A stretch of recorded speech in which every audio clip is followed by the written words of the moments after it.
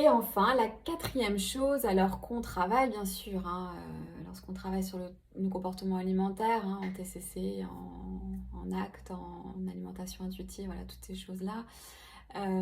Mais j'insiste en fait, j'appuie en fait sur ce point-là parce que je trouve que ça peut, avec les patients, passer en second plan alors que je pense que c'est absolument fondamental.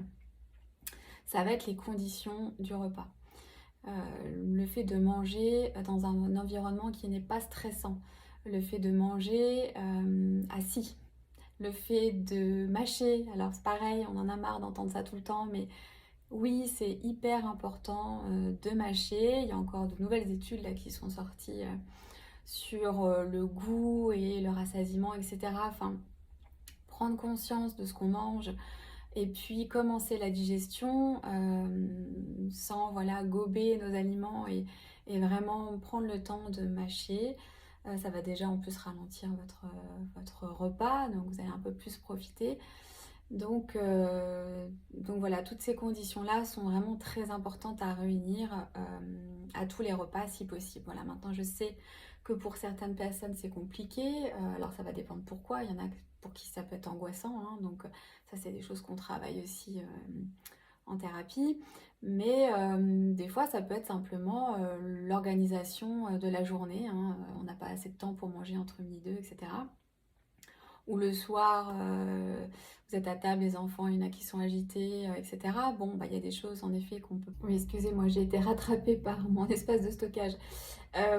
Oui, donc je disais que les journées peuvent être très intenses et on laisse pas trop de place pour le temps du repas. Donc ça, c'est peut-être quelque chose à revoir si vous pouvez, bien sûr, ça va dépendre de votre activité professionnelle, de l'organisation de vos journées, mais je pense que c'est vraiment quelque chose qui vaut la peine, peut-être qu'on revoie l'organisation de son temps, même de travail, pour avoir un petit moment quand même pour prendre son repas dans de bonnes conditions. Voilà.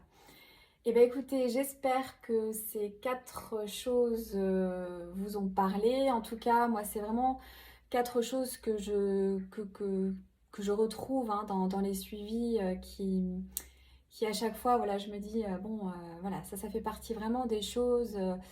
Bon, le sommeil, par exemple, c'est quelque chose qui n'est pas forcément abordé par tout le monde, alors que c'est quand même la base. Vraiment, je trouve que c'est absolument nécessaire de résoudre les problèmes de sommeil s'il y en a, ou en tout cas de prodiguer des conseils d'hygiène de sommeil.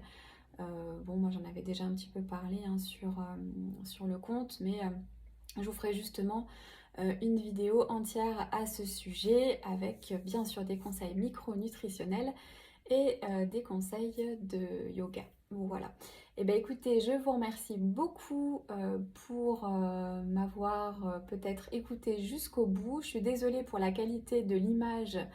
Je filme avec mon iPhone, donc c'est pas terrible. Et en plus de ça, au début de la vidéo, il y a eu une saucée, donc ça fait beaucoup de bruit sur la baie vitrée. Donc voilà, je suis désolée pour les conditions qui sont pas forcément optimales, mais je vais essayer de m'améliorer si ce format vous plaît. Voilà, et bien écoutez, je vous remercie beaucoup et je vous souhaite